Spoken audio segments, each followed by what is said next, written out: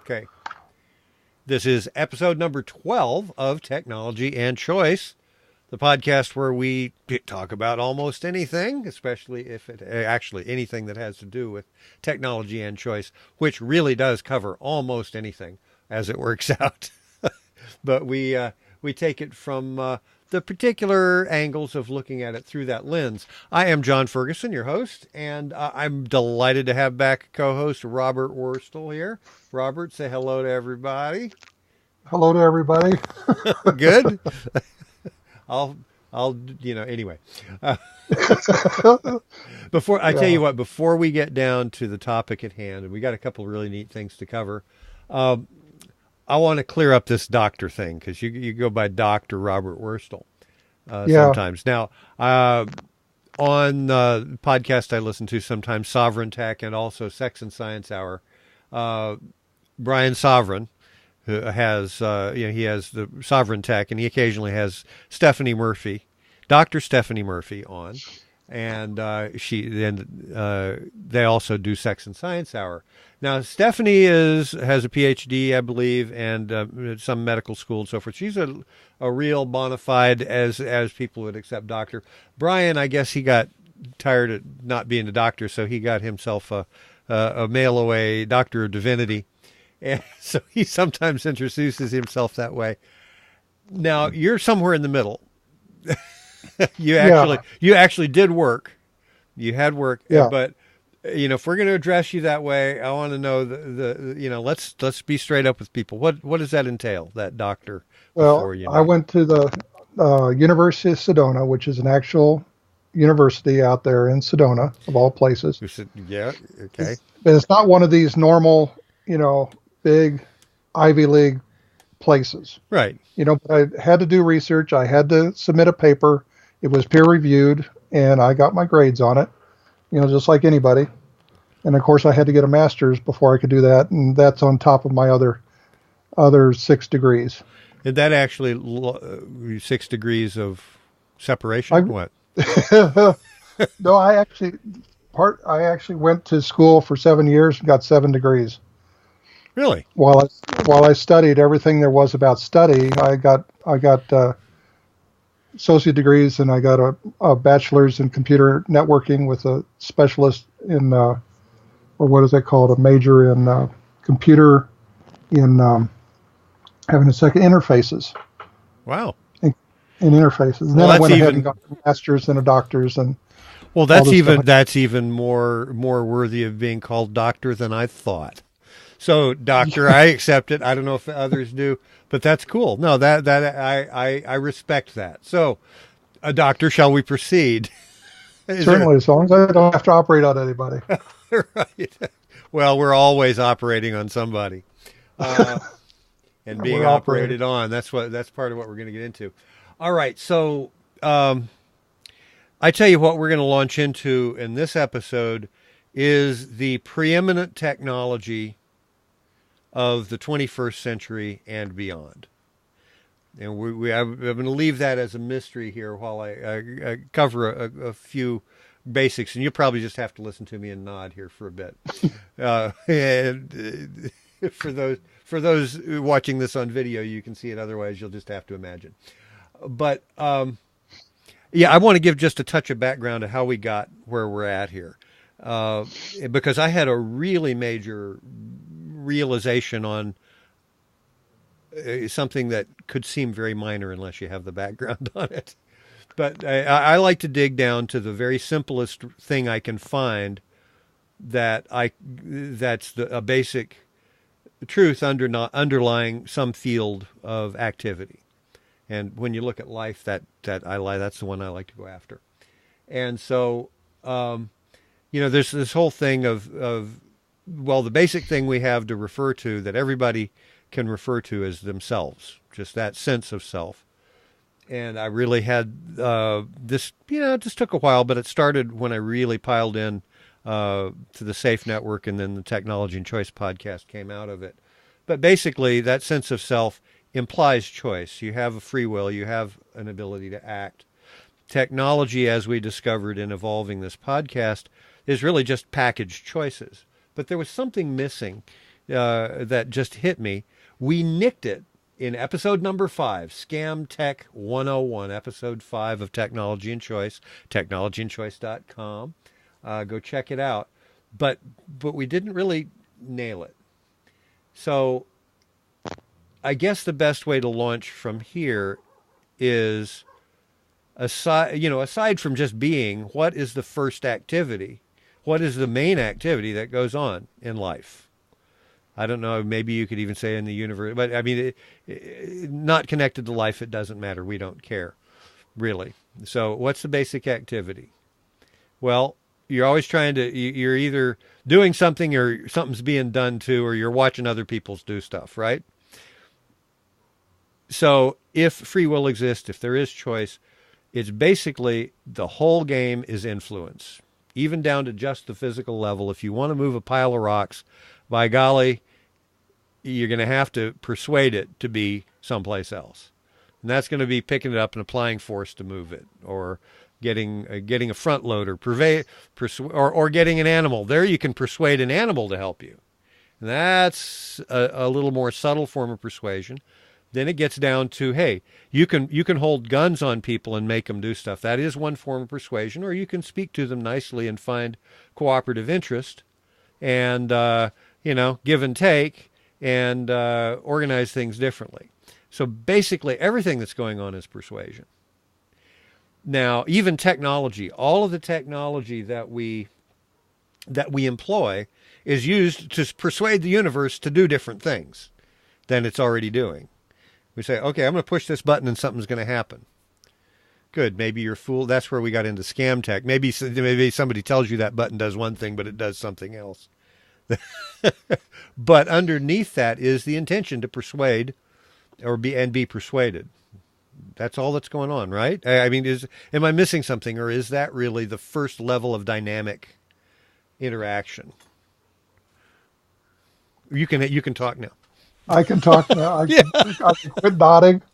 My neck was getting sore anyway. Well, the whole point, it's like after you learn how to communicate, then it's the next step forward. Well, what do you communicate for? Where are you going with your communication? Right. I guess the point I'm getting at is everything is persuasion in terms of all technology, but there's also a technology of persuasion that specifically has to do with that activity of influencing human beings. Or, other technologies has to do with how do you influence electrons, how do you persuade other people to do things, and how do you recognize when other people are using those tools on you? That's where we nicked it with scam technology, which anybody who finds this the least bit interesting whether you have or haven't listened to that episode, it'd be worth a re-listen, because there's other aspects of this that we go over in there, but we never really nailed this down and gave it the proper importance, I don't think. So there is that technology of influence, and we, goodness gracious, we saw a lot of that going on this year. I think might as well bring it up. We'll step on that particular landmine of the U.S. politics this year. The presidential election was rife with all sorts of fascinating persuasion tools. And stepping aside and looking at it through the filter of the technology of persuasion in play, it was fascinating. I learned a lot from following Scott Adams. I think I introduced Scott Adams to you, and you got a lot out of it. And those who haven't, he's the creator of Dilbert Comics, and he's also he's a trained hypnotist, and he's very good at persuasion. And he started blogging a long time ago because he saw what was going on and wanted to look. He recognized that Trump was no buffoon. He was no idiot. He is actually applying tools of persuasion. And, of course, the Clinton side probably knew that too, and they were applying their own tools of persuasion to convince everybody that he was a neo-Hitler and a woman hater and racist and all sorts of grabber and all sorts of interesting stuff, misogynist, whatever. And I don't put this forward to, speak up for one side or the other, but this year has been a fabulous example for people if you look back on it through that perspective of what tools of persuasion were being used on you by whom when. Don't you agree? Right. Yeah, and it was fascinating because there's you can do tons of studies, and I was more fascinated with this thing about as a chess game what was happening out there. There was because like for instance the Bush had to drop out of the thing early because all he was doing was running TV ads, Right, and then not very persuasive anymore. but Hillary spent 1.2 billion compared to Trump not even spending what 700 million Something like or that. 600 million, About half, yeah. and it was like, but the results were different, Very, you very. know. And also the tools of measuring it just were not on, anybody. There were quite a few people who saw the result coming way in advance, but Right. most people didn't.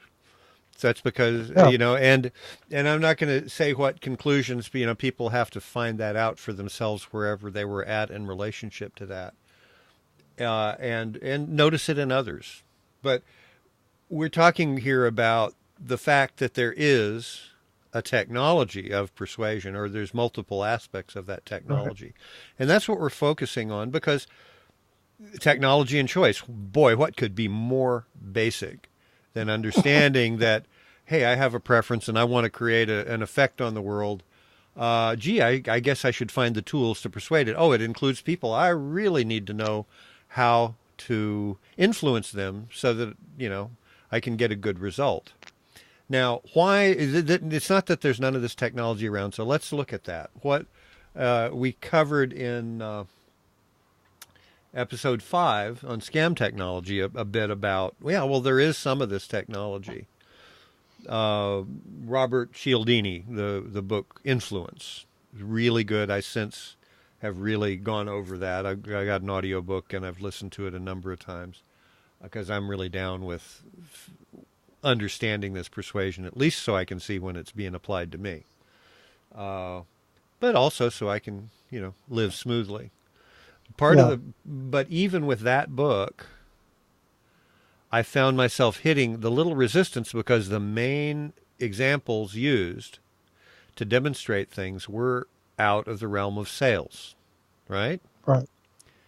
And we kind of have a resistance to that. We don't want to know that technology. That's a disreputable technology in a way. It's a necessary evil, you hear, but well, the salespeople, why they're a pain, but yeah, I guess you got to have them, otherwise nothing would happen.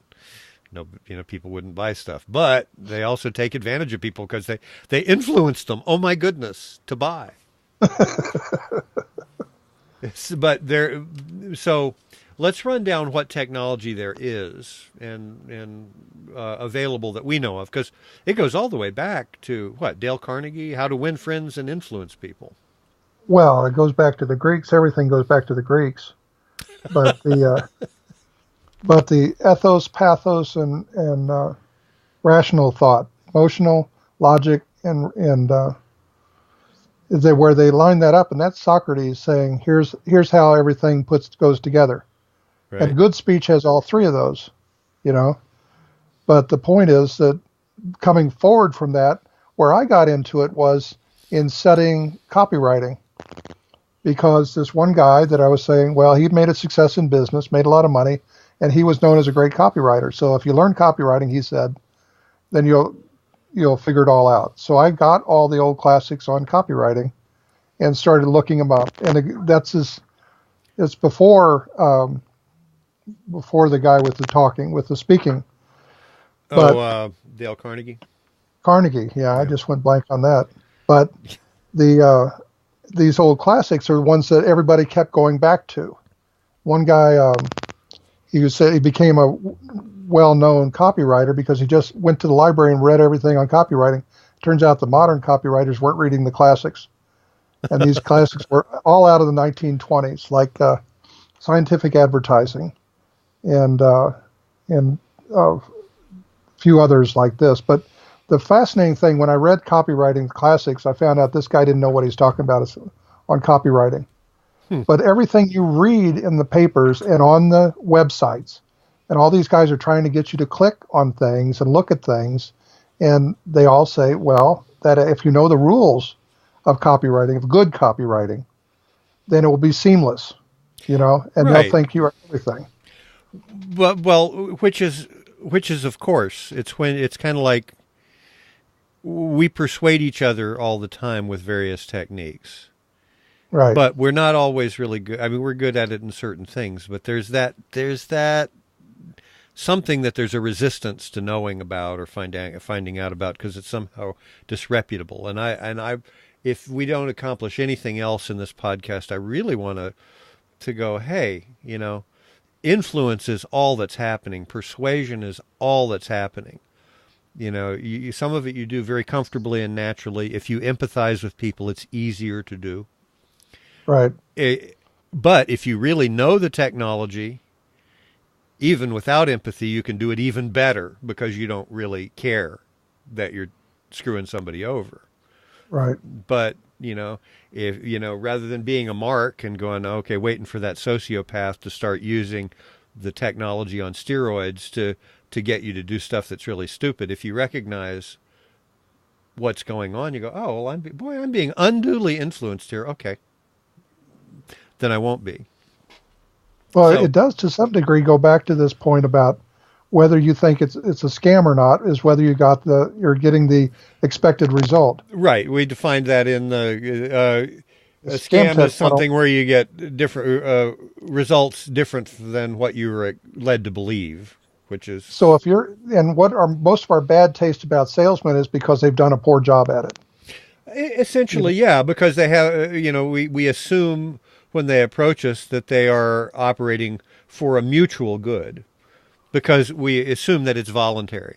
And if you're being undue influence, it has the feel of not being voluntary, even though it really ultimately is. Because sorry, bub, you're still responsible for your experience. But right. you can. I mean, ultimately, if you want to be hard nosed about it, that's the truth. But and I don't think it's bad to be hard nosed, but it's kind of stupid too if you go overboard. But yeah, anyway, But that's just, bad influence tech, you know, well, it's bad influence technology or bad intention using the technology for good or for bad, for good or bad, and that's really the whole It's, point. and Is we've that's covered all that that's before. going on? Yeah, we've Any touched on all technology can, this. We've yeah. touched on all this, but I had it just rocked me back a couple of weeks ago. I went, oh my goodness, and like I keep going on about it, and I hope people don't think I'm just nuts. Well, maybe they will, but I tell you what, if you examine it really closely, folks, you'll find yourself feeling just as nuts as I do, and it'll be a good thing. No, because But the, really, it's but the, it's kind of like it's exciting when you find something that, oh, this is so simple. It's so right there in plain sight. It also right, gives you an ability to choose a direction about what's going on and to see what's going on better, and to go, oh, well, maybe I can improve my skill set by at least understanding the technology of persuasion so that I can navigate better. And right. there's so much of what goes on in the world that's just a result of people being navigated into walls. Yeah. But on the other hand, you can also say that persuasion is really part of that social grease that keeps us from grinding each other off too much. Uh huh. You know, the squeaking, keeping the social squeaks from happening. Well, of course. Well, Because no, isn't it yeah, better to be polite? And it's used to be called manners, you know? it used to be. Well, it used to be given a great deal more importance, this point of manners, Right, because yes, and that's part of, yeah, they're being persuasive is most often in polite circles being polite, being considerate, asking for exactly. things. But that doesn't mean that being a bully and shaming people and so forth are not tools that are used or even at times appropriate to the Right. circumstance or situation. But Anyway, this all then circles around to responsibility and, woo, which most people don't want to look at, but I'm sorry, it's part and parcel with going, oh, I am and I choose. Oh, well. Uh, But but uh, perhaps our audience is now seeing how deep this rabbit hole goes. well, and that's really the You know? point. And, like I say, don't anybody, if you don't want to get really down basic, just turn us off now. Don't ponder what we're saying in after this. When we click off here, just forget it. Okay. Yeah, Hopefully whatever you'll you listen do, through. yeah, Yeah, whatever you do, don't pay it. Don't ponder the things we're going over, because it really is that pondering in which I have the lightning bolts hit. exactly. And whatever you do, don't think of the pink elephant in the room. You know. Now we're. Oh, gee, was that an unfair persuasion technique? Well, I mean, maybe it's just exposing what we just did on them. You know, Well, yeah. I mean, hey, because like, and also that we're not actually applying, any particular techniques other than we're communicating, and that's really the most that where empathy can be shared. That's persuasive. right, That is an aspect of persuasion. Is there a technology of being empathetic? I don't know that. There's a technologies of acting empathetic. There's probably also technology to perceive false demonstrations of empathy, so you can really spot the sociopaths. Those are all aspects of this technology in and around the whole field of persuasion.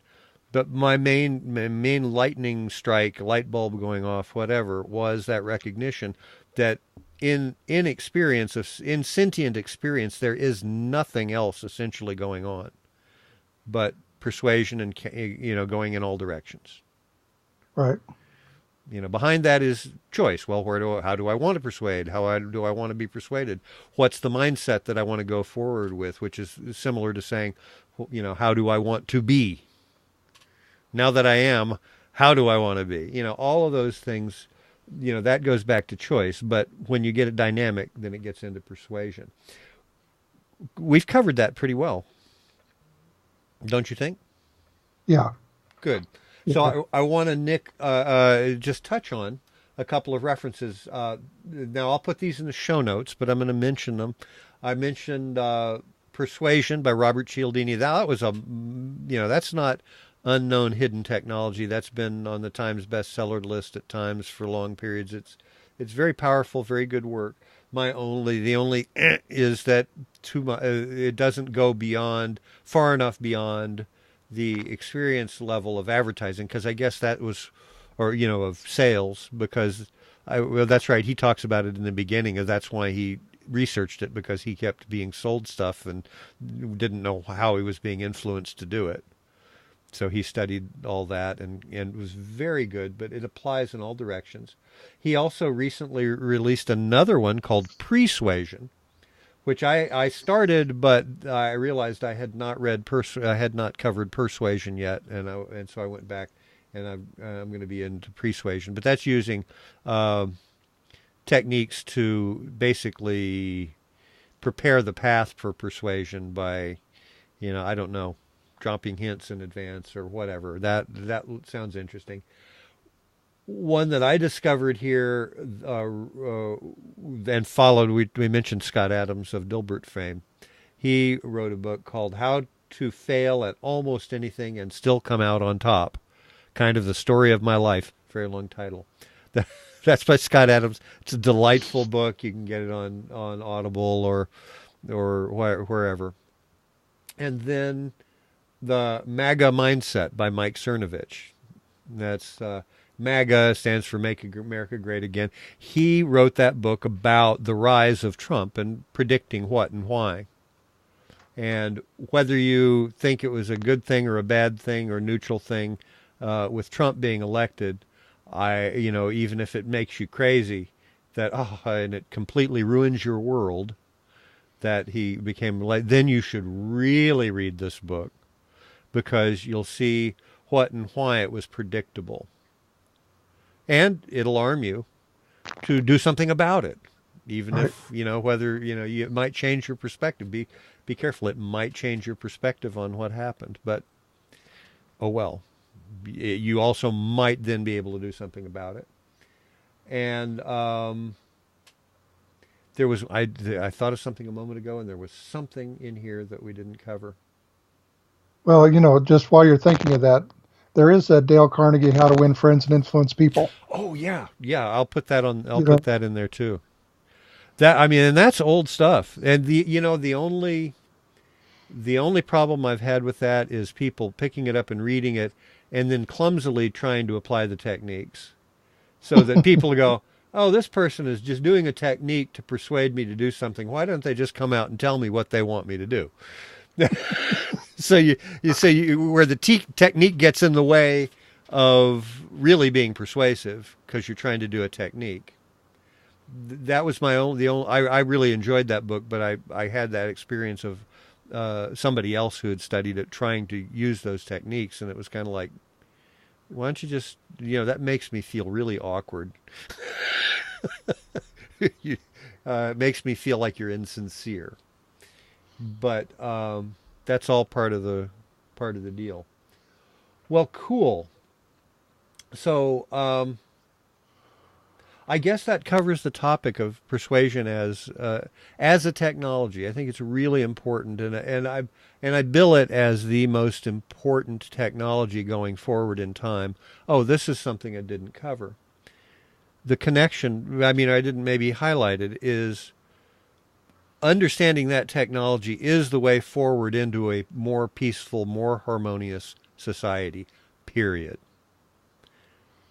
To the degree that we can do that, we can persuade well and honestly, of course. But if you're really armed with understanding it, you can perceive when you're being persuaded dishonestly. right. And in that everybody chooses whether you like it or not. You make your choices. You have your influence. You persuade the environment to cooperate with you, to leave you alone, to attack you. That's not to take agency off of anything else, but if you face certain animals, you should growl, and some animals that's the wrong thing to do. Similarly, some of them you run away. That's the right thing to do, and then that's also the way to get yourself taken down and killed by that animal if it's if you're using the wrong form of persuasion. But it basically boils down to that's inextricably linked and is very important. And to the degree that we can apply that, we can make all the other technologies really serve us. To the degree that we can't, we can have a really dystopian future. Now there is a point I bring up. Uh huh. Some of your extracurricular activities point to this same point, or bring up the same point, because you've worked with people on launching their technical product, Uh huh. but they weren't versant in how to communicate it effectively, so they would persuade people to give them the time of day to listen to it.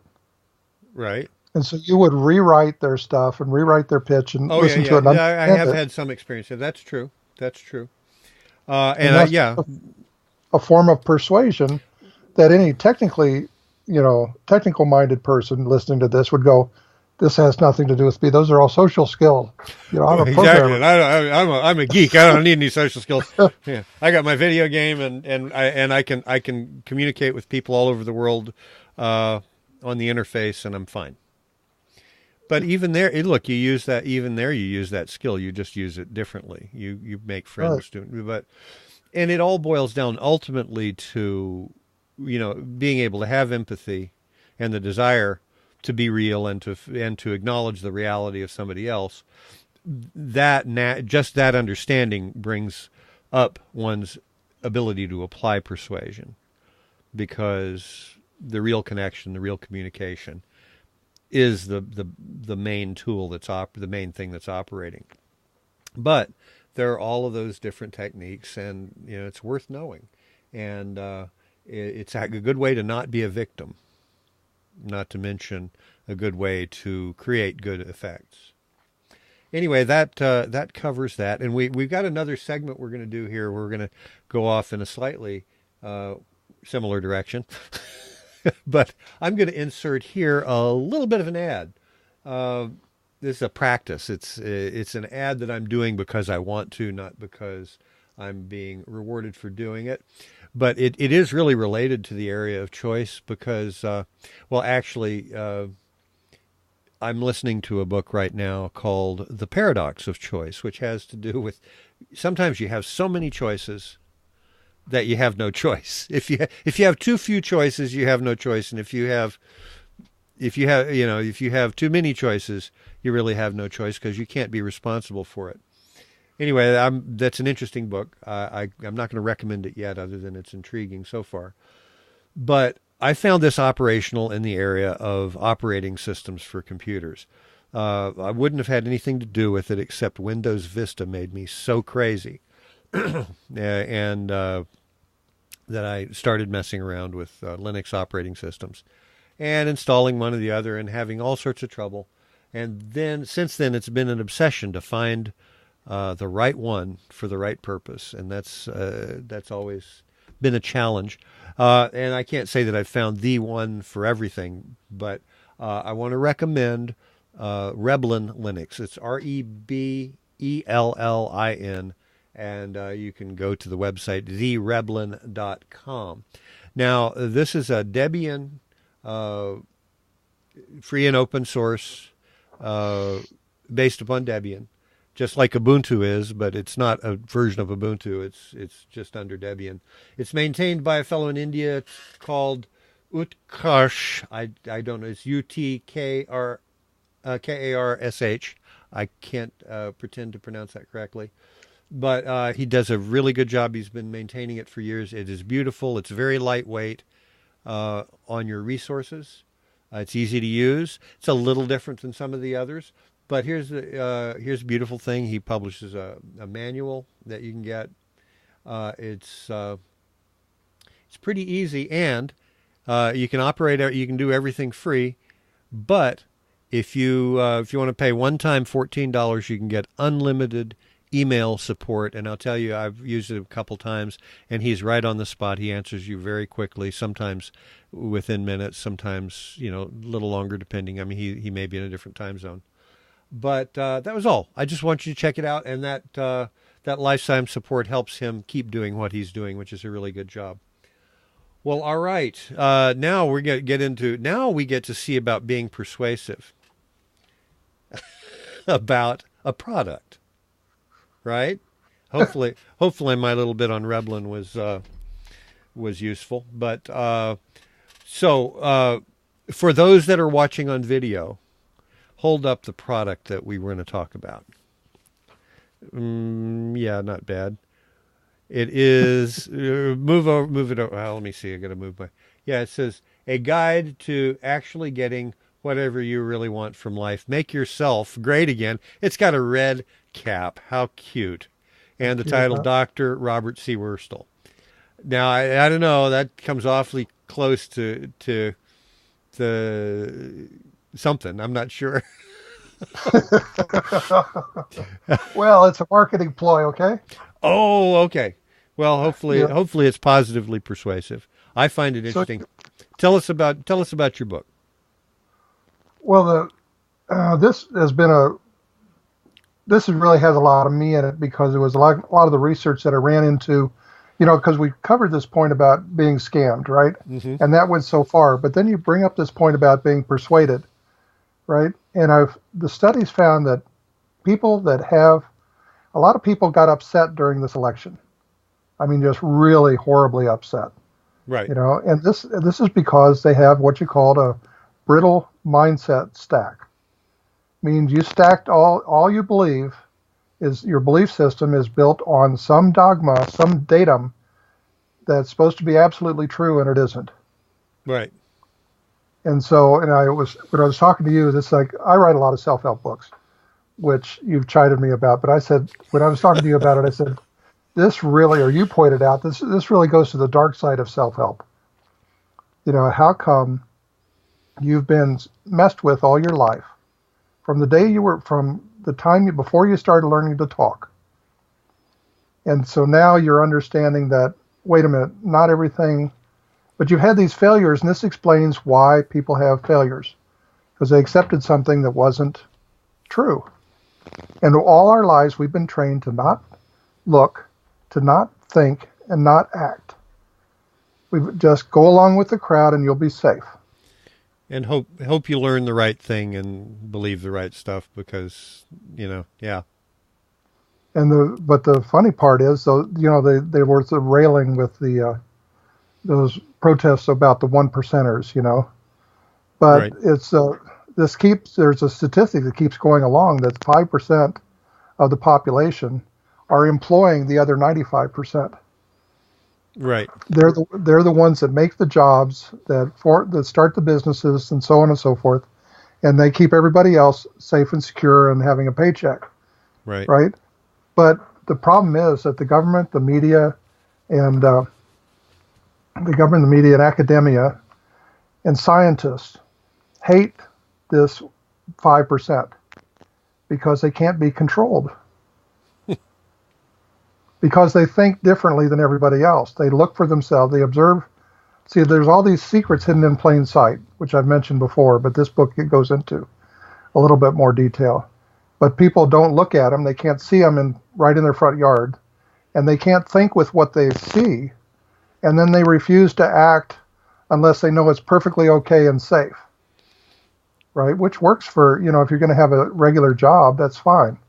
Right. But if you're going to start a business, that mindset won't work with you, Right. Right. If you're lucky, if you've got a good herder, if you got a good sheep herder, that's all fine. Somebody good that you can follow. Right. But Well, the exactly. Hey, Elon Musk, that can be a skill too. But you go down all the people that were really going ooga these days about, Elon Musk and the Microsoft founders and the Mac Jobs and Wozniak. These guys. Well, that's great. The Apple company, their early advertising was think different. Right. But Right. nobody told them, look right in front of you. That all the secrets of the universe are right at your fingertips. They Matter of really fact, are if you could just look at them and see them. And it's and we talked about this the other night of even some of the things we're talking about here about persuasion. These things come around in cycles. Right. Like we forget them societally, or they don't get passed on, or they don't get given the importance, or maybe it's a time in life when you can even start to perceive them. Maybe that's why it's a generational thing, that it doesn't do any good to try and teach younger kids this, because it goes, Well, I know that it took me maturing before I really got this, but that would give the young folks that get this have a real head start. exactly. Napoleon Hill pointed out that most of the businesses were started by people like Ford. He was 45 before he started Ford Motor Company. And mostly it's after that period of time where all the businesses get started, Right. when people are sufficiently failed enough in their life to sort out their mindset so that they could actually then learning from their mistakes. And there's the argument actually that we should treat our life as a startup, because we would fail more often and embrace failure, and so we'd be more resilient. But a lot of people do only get it after they've, and this is, oddly enough, the other thing that happens about 40, 45, 49 is when people, have a change of life. And in India, they would go off and meditate for the rest of their lives, Right. beg on the streets as a custom. Right. We frown on that in the U.S. Right. But so there is that point to that. Maybe But what I've found is that these same datums kept getting printed in popular literature every decade. And when I was with you, I tracked this thing down author to author back to the 1880s, which then led to the stuff that was written before history. Right. Right. And all these datums, how to succeed in life, are sitting there, completely blatantly obvious. But you have to look at what is keeping you from. How did you get trained to not see, not think, and not act? Which Right. in the first chapter, the first section of this book, really go into the criminals here tend to be, or on the surface, they tend to be scientists, the broadcast media, and the government and academia, which is same thing as government. They're not everybody in those fields, but that's where I guess I'm missing something. I didn't get that. Well, we look up to those as authorities, right? Right. Except the authorities are giving us this conventional wisdom, which is mostly false. Right. Right. There was a great scientific study about scientific studies, and it said that all scientific studies are 50% wrong, just because they're built. Right. You know? Right. So the book you have is broken down into 4 parts. And now, 4 parts. Read those part sections for me, for the folks. That I really appreciate the way that's laid out. Okay, part 1 is the real world, how you're told things work. Part 2 is the actual world 1, how things really work. Part 3 is the actual world 2, who is keeping things unworkable. And part 4 is your new world, how to make things work for you. Cool. Well, that's definitely a level of yeah, well, a lot of things. It's influence, and it's really real close to that. That kind of fits right in the above list, I guess, doesn't it? Yeah, it gets pretty thick in there. That's why right now I've only released the first part, because you just want to get these. Part of it is the way Amazon treats their authors, but you get this first part out so you can actually get people going on it right off the bat while I get the rest of it done. Right. Well, and there is, for those listening, there is an opportunity to get all of this free, right? To get the basic book free. Right. And the first part is an audiobook, which is really, really good. Robert, you do it yourself. So let's give the folks how they can get it. This is not a sales pitch to go spend some money, though you're welcome to always give money to both Robert and me. But hopefully we're persuading you in that direction, ever so subtly. Never ask for no. Anyway, no, but really anxious for folks to get this, and also to hopefully they will give you any feedback on the book as well. Right. Now the book in ebook and paperback for part 1 are both available on Amazon. Just, there you go. But if they want to get it for free, all they have to do is opt in on livesensical.com. That's livesensical.com, one word. SENSICAL. That's right. A made-up word, so we have to make sure that's spelled. Yeah, and /MyGA join, which is MYGAJOIN. So that's Make Yourself Great Again, join. Okay, and MyGA join. That's livesensical.com, MyGA join. I'll put that in the show notes as well if you are driving and forget, and you can always look back and check that out. Well, cool. Well, I listened to that the other day, and I reviewed the rest of the book a little bit more, a little more quickly. But I found it really good. Some of it's familiar to me because I've read some of Robert's writings before, but I found this one real compelling and quite interesting. It's only slightly mysterious, but anybody who knows anything about us can be unmystified as to what he's talking about. No, anyway, it's a good book. Well, that's cool, and that's very appropriate to the first part. So there we go. Do you have anything you would like to share with the folks before we end the show? Oh, I put some other mystery bonuses in there too. Oh, that's right. That's right. If you join, if you give your email there, you'll get those things and some other materials that you should find interesting. At least some of you will. Dare you to look and find out if you dare you to look.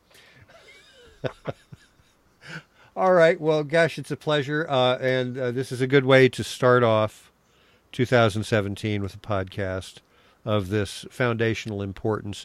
Just as an aside, I'm definitely planning to crank up the podcast volume. It's been slack in the last few months for various reasons, but I've got another co-host who I'm going to be having on for a different area of technology that you'll find really interesting. That should be the next episode within the next week or so.